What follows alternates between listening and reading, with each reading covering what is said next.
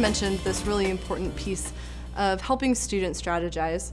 So now we'll take a look at an important tool to support students in identifying places for improvement and discuss some principles for giving constructive feedback with this tool. And so first we'll show you the tool, and then we'll have you use it a little in practice so you get a sense of what it is. And then we'll actually talk to a student and instructor who use the tool in practice. And then you'll get a chance to use the tool a little bit to give feedback of your own. So here's the actual tool, and what you can see is that there's a descriptive list of some of the skills that are really important to doing science. Skills like collaboration and communication. And then there's some questions you can ask yourself about how you're doing with respect to these skills. And then you can place yourself on a scale from beginning to succeeding. So now let's zoom in on two more particular elements of the rubric: mental resourcefulness and persistence. And so let's start out with persistence. We see that the tool actually has some questions we can ask ourselves about persistence. First, what do you do when you feel frustrated, and do you independently pursue understanding? And then there's a scale from beginning to succeeding, and you might place yourself at the beginning part of the scale if you say that I tend to try one or two things and I give up more easily than I should. Whereas you might be more at the succeeding level if you look for new ways to think about the problem and find ways to persist. And so now moving on to mental resourcefulness and zooming in there, there's also some questions that the tool encourages you to think about.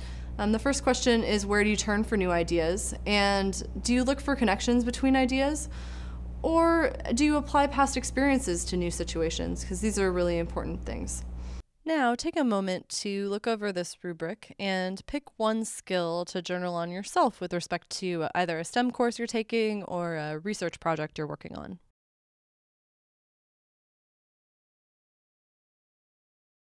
So now we'll hear about an instructor and student who used this tool in practice. The tool is often referred to as the science skills rubric or just the rubric. They'll be discussing a 2-credit course at the University of California Berkley that was on the side of traditional instruction. So students journaled weekly using the rubric, and they journaled with respect to a traditional math or physics course that they were taking at the time. Then the instructor, a graduate student, gave them feedback every week. So Jenna is a student who took this course, and she's going to talk a little about her experience early on in college and the role of the rubric in supporting her improvement.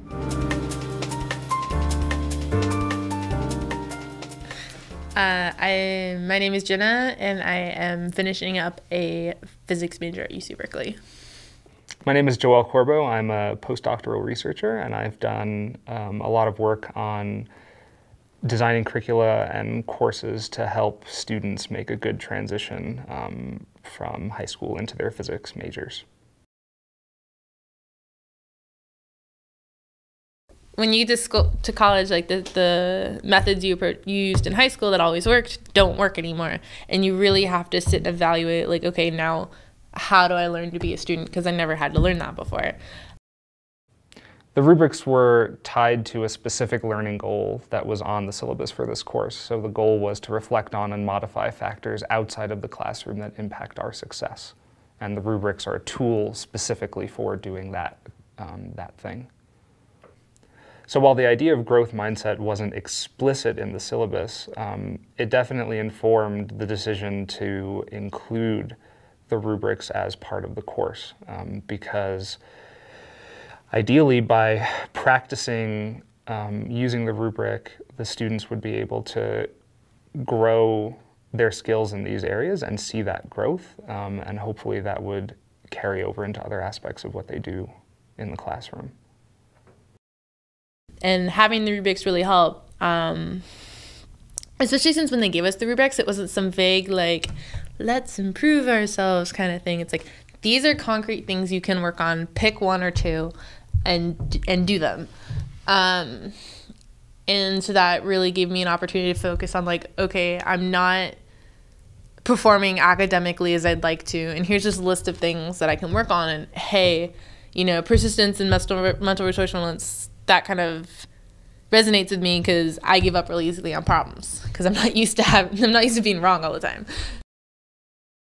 Okay, so the journals held you accountable to coming up with a solution to the issues you identified with the rubric, and not just executing them, but continuing to execute them over the whole semester.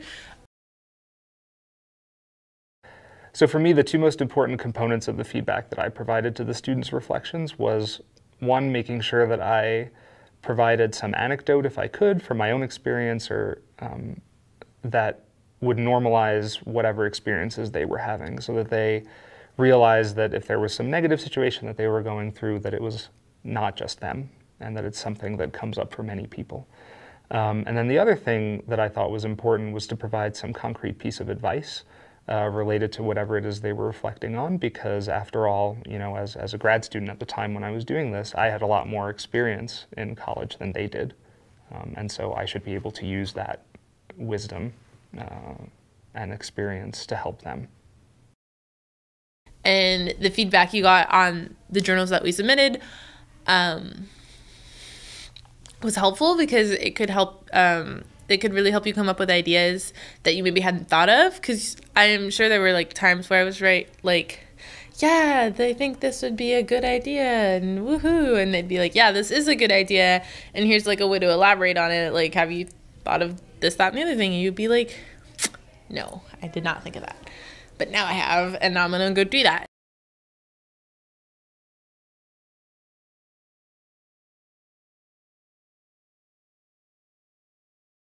So Joelle highlighted two really important parts of giving feedback, the first being normalizing struggle, and the second being giving a concrete suggestion for improvement.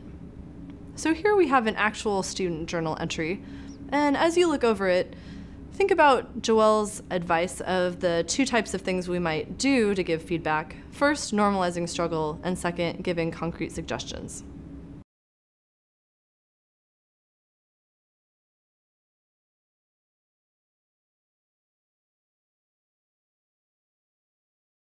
So now we've seen one way that the rubric was used in a particular course, and there's many different types of ways that you might bring the rubric into your instruction.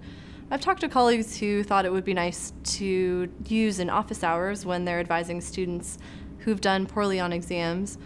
I also talked to a colleague recently who liked the idea of bringing the tool into his classroom for the first 5 minutes of every class.